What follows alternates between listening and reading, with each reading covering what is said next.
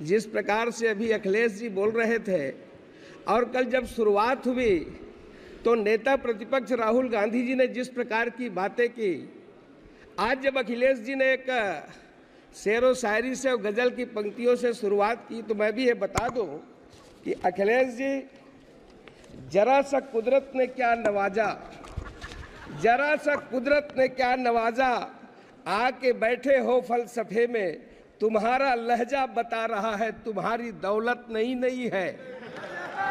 अब जितने भी यहाँ बहुत लोग बैठे हैं, ये सब उसी प्रकार की बात कर रहे हैं।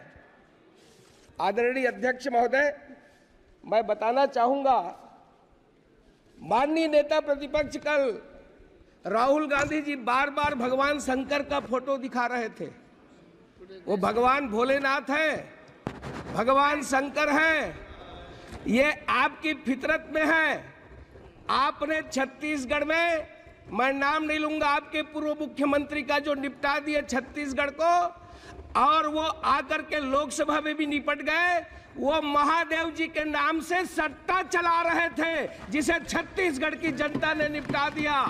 आपको ध्यान होगा, 6000 करोड़ से ऊपर का सट्टा, जिसका संचालन आपके पूर्व मुख्यमंत्री ने किया। भगवान शंकर को ऐसे आसानी से ना ले और बात बात में चित्र दिखाने की कोशिश ना करें। राहुल गांधी जी, आपने जो शुरुआत की है, आपने जो जिस प्रकार से हिंदुत्व को लेकर के, हिंदू को लेकर के और भारतीय जनता पार्टी के लोगों को जो आपने जो हिंसक कहा है, मैं आपसे कुछ प्रश्न पूछना चाहता हूं और मैं माननीय अध्यक्ष महोदय जी के सामने इस सदन में रखना चाहता हूं। क्या हिंदू हिंसक हो रहा है? भाजपा हिंसा की बात करती है। इस हिंदुस्तान के अंदर हिंसा कौन फैला रहा है? कितना हिंसक हिंदू समाज हुआ है, कितना हिंसक ये तथाकथित शांतिप्रिय समाज है, ये पूरा भारत जानता है। क्या कर्नाटक में प्रवीण नेतारू की हत्या हिंदू समाज की भीड़ ने की थी? क्या राजस्थान के अंदर वो कन्हैयालाल टेलर की हत्या गला रेत करके क्या हिंदू समाज ने की थी? क्या हिंदू समाज है जो अलग अलग जगह पर हंगामा खड़ा कर रहा है? जिस तरीके से घटनाएं पूरे हिंदुस्तान के अंदर हो रही है। राहुल गांधी जी, आपने जो सवाल किया है, जम्मू कश्मीर में बम विस्फोट करने वाला किस समाज का है? जम्मू कश्मीर में हमला करने वाले वो किस समाज से आते हैं? समाज के अंदर चिल्ला चिल्ला करके ये फिलिस्तीन की जिंदाबाद के नारा लगाने वाले ये किस समाज के हैं? संसद के अंदर आपने शुरुआत की है, संसद के अंदर चिल्ला चिल्ला करके आपने जिस प्रकार की बातें की है, यहाँ की परंपराओं को तोड़ने की कोशिश की गई है, मर्यादा को तार तार करने की कोशिश की गई है, किंतु हमारी यह उच्च परंपरा रही है, इसमें आप सफल नहीं हो पाएंगे। राहुल गांधी जी, ये संसदीय पाठ क्या पढ़ाए? आज आपने जिस प्रकार से हिंदुत्व का अपमान किया है, आपने जिस प्रकार से ये कल जो शुरुआत की है, और आपके ही पार्टी के एक उत्तर प्रदेश के सांसद ने जो कहा है, उन्होंने छत्तीसगढ़ की बात की है। इमरान मसूद छत्तीसगढ़ में मॉब लिंचिंग की बात कही है। मैं सदन के सामने बताना चाहता हूं, वो क्या काम करने के लिए गए थे आपको मालूम है छत्तीसगढ़ में? और कैसे रात के अंधेरे में वो नदी में कूद गए। आप ये फालतू बात न करें। छत्तीसगढ़ के साजा के अंदर जिस प्रकार की मॉब लिंचिंग पूर्व मुख्यमंत्री के समय हुई है, आप उसकी बात को बताएं।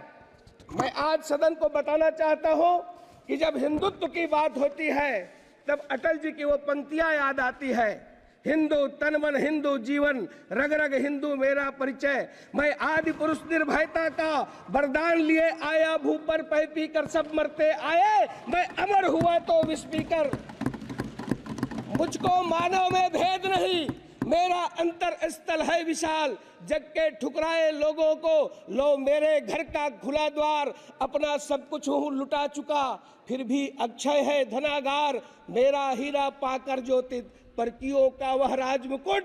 यदि इन चरणों पर झुक जाए कल वह किरीट तो क्या विस्मय। हिंदू तन मन हिंदू जीवन, रग रग हिंदू मेरा परिचय। यानी ये हिंदू हिंदुस्तान का परिचय है। होकर स्वतंत्र कब चाहा है, होकर स्वतंत्र कब चाहा है, मैंने कर लूं जग को गुलाम, मैंने तो सदा सिखाया है करना निज के मन को गुलाम। गोपाल राम के नामों पर मैंने कब अत्याचार किया, कब दुनिया को हिंदू करने घर घर नरसंहार किया।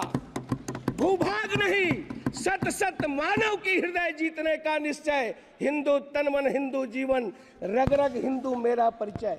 ये हिंदुत्व है। और आपने हिंदू को, हिंदू समाज को, हिंदुस्तान को आपने बदनाम करने की कोशिश किया है। आदरणीय अध्यक्ष महोदय, पिछले 10 साल में माननीय नरेंद्र मोदी जी, माननीय प्रधानमंत्री जी ने वो काम किए हैं। ये यदि मैं ये कहूं कि मोदी जी है तभी वो मुमकिन है, और वो काम की शुरुआत नहीं बल्कि डिलीवरी हुई है, जिन्हें पूरा करना ही असंभव लगता था। मोदी जी है तभी वो गुंजाइश भी अभी भी बनी है। कश्मीर में मोदी जी ने असंभव को संभव कर दिया। ये वो काम है, चीन को भी पीछे छोड़ दिया, दुनिया का 8वां अजूबा कहा जा रहा है। ऐसा काम बड़े पड़ोसी देश भी कहीं मुकाबले में नहीं है। जम्मू कश्मीर में एक ऐसा प्रोजेक्ट बनकर तैयार हो चुका है जिसकी धमक पूरी दुनिया में सुनाई दे रही है। अध्यक्ष महोदय, कश्मीर का वो चिनाब रेलवे ब्रिज, दुनिया का सबसे ऊंचा रेल ब्रिज न बनकर तैयार है बल्कि ट्रेनें दौड़ा कर देखी जा चुकी है, ट्रायल हो चुका है। पहले से नारे लगाते रहे हैं। हम कहते थे कश्मीर से कन्याकुमारी है, किंतु सार्थक करने का काम माननीय नरेंद्र मोदी जी ने किया। दुनिया का सबसे ऊंचा चिनाब रेलवे ब्रिज, USBRL यानी उधमपुर श्रीनगर बारामूला रेल लाइन, ये प्रोजेक्ट जिसके निर्माण पर पूरी दुनिया की निगाह थी, माननीय मोदी जी ने पूरा किया। भारत ने कर दिखाया है, पूरी दुनिया भारत की लोहा मान रही है। अध्यक्ष महोदय, नदी की सतह से इस पुल की ऊंचाई 359 मीटर है। पुल एफिल टावर से भी 35 मीटर ऊंचा है। जहां लोग फोटो खिंचाने जाते हैं और बड़ा नाम लेते हैं, उससे भी 35 मीटर ऊंचा है। हमारे देश के कुतुब मीनार से ये 5 गुना है। माननीय अध्यक्ष महोदय, मोदी जी ने हर मुश्किल को संभव किया है। ठीक वैसे ही जैसे कोरोना काल में, महामारी में, अंतर्राष्ट्रीय बीमारी पर पूरी दुनिया, जी मैं बस 2 मिनट में खत्म करता हूँ, त्राही त्राही मची थी। विदेश के लोग कहते थे कि भारत में इतनी बड़ी आबादी है, क्या होगा। किंतु इस कोरोना के तूफान से भी राष्ट्र की कश्ती को सुरक्षित बाहर निकालने का काम यदि किसी ने किया तो वो है इस देश के प्रधानमंत्री नरेंद्र मोदी जी। कोविशील्ड, कोवैक्सीन का निर्माण ही नहीं कराया, संसाधन मुहैया कराए, लैब के वैज्ञानिकों को प्रोत्साहित देते रहे। देश में 300 करोड़ से अधिक डोज लोगों को वैक्सीन मुहैया कराया। इतना ही नहीं, दुनिया के देशों को भी सब प्रकार की उन्होंने सुविधाएं दी। इस पीरियड में आत्मनिर्भर भारत के मंत्र को नहीं छोड़ा। अध्यक्ष महोदय, उस तरफ बैठने वाले नहीं चाहते, ये चाहते ही नहीं थे कि ये वैक्सीन भारत में निर्मित हो। अरे ये तो फाइजर की वकालत कर रहे थे, विदेशी कंपनियों की वकालत कर रहे थे। सेंट्रल विस्टा का भी ये निर्माण नहीं चाहते थे, ये GST का कलेक्शन नहीं चाहते थे। ये डर्टी पॉलिटिक्स इनके रक्त में है। माननीय प्रधानमंत्री जी हार नहीं मानने वालों में से है। उन्होंने गतिरोधों को दूर किया, नए ऑक्सीजन प्लांट, मुफ्त में टीकाकरण, ऑक्सीजन रेल ने ताकत दी, नए वेंटिलेटर का निर्माण, नए हॉस्पिटल का निर्माण। देश में कोविड टेस्टिंग सेंटर एक हुआ करता था, हजारों कोविड सेंटर स्थापित किए। PPE किट नहीं बनता था, आज हम लार्जेस्ट प्रोड्यूसर हुए। ऑक्सीजन एक्सप्रेस चलाए, कॉरिडोर बनाया गया, एयरपोर्ट ने टैंकर लिफ्ट किए, क्रायोजेनिक से लाने की बात की गई, और इसमें PM केयर फंड की बहुत महत्वपूर्ण भूमिका रही। माननीय अध्यक्ष महोदय, 80 करोड़ लोगों को मुफ्त अनाज देने का काम किया। कहाँ तो तय था। मैं ये कहूँगा कि आज जिस प्रकार से गरीबों की केवल चर्चा करते